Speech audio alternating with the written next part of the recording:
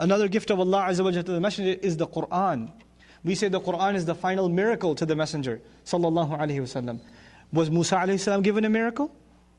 Was Isa alayhi salam given a miracle? Was Salih alayhi salam they were given miracles too. So what's so great and abundant about the Qur'an? All of their miracles were only miracles while they were there. After they died, those things were no longer miracles, they were only stories that can be narrated. In other words, somebody who saw Musa alayhi salam turn the staff into a snake can one day tell their child, you know what I saw with my own eyes? And then that child will say, you know what your grandfather told me? And they can pass it down. But the first one saw a miracle, the rest of them heard what? A story. And a story isn't a miracle, it's a story. You can believe it and you can also what? Disbelieve it. But a miracle is something, it's in your face. The Messengers is the only miracle, sallallahu alaihi wasallam, that lives on and is as convincing as it was when it was revealed. The miracle lives on. The proof that the Qur'an is the word of Allah, the arguments of the Qur'an, the hujjah of the Qur'an is as valid today as it was then because all the other messengers were given miracles for the eyes to see. But this messenger, predominantly, he was given a miracle for the ears to hear, and we still have ears making hear the same exact message. SubhanAllah. It's something incredible Allah gave His messenger. Right? Allah guaranteed His messenger victory. Sallallahu. This is part of the good He gave him.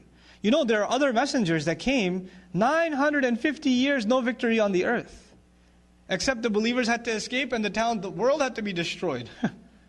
But Allah Azza wa Jal gave this messenger victory. Now I want to talk to you about that victory for a second. What's even miraculous about that victory? What's miraculous about that victory? You know, the kind of change that happened in Arabia and which became international in how long? 23 years. The Prophet's life is 63 years, sallallahu alaihi wasallam. But his life as a messenger is 23 years. So whatever change we're talking about that happened in the Arab world happened in how long?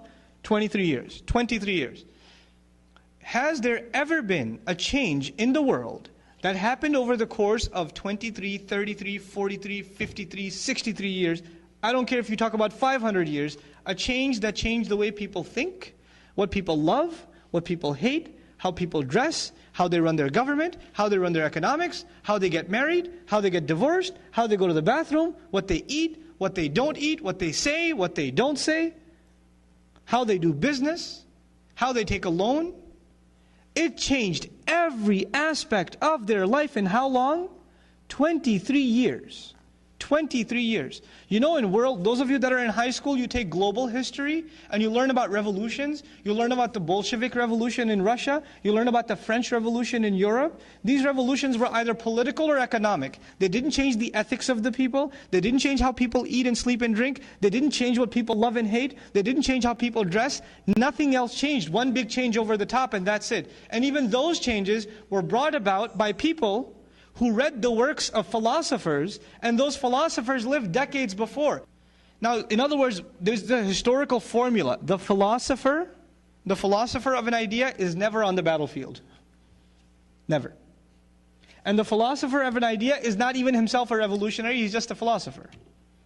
He's not going out there to try to convince people to make changes. He's just writing. He's just writing. Even the French Revolution, Voltaire and Rousseau, you read about this in global history, right? These writers never saw the revolution. It was like almost a century before the revolution ever happened. In the case of Muhammad sallallahu alaihi wasallam, who is delivering the message and who's on the battlefield? Can you imagine? And who's on the front of the battle? Who's delivering the message and who's being boycotted and being forced to live in a cave? Who's being expelled from his house? He's not just standing behind some podium and telling the people to march forward. He's the first to march forward when there's nobody standing behind him. Sallallahu alaihi wasallam.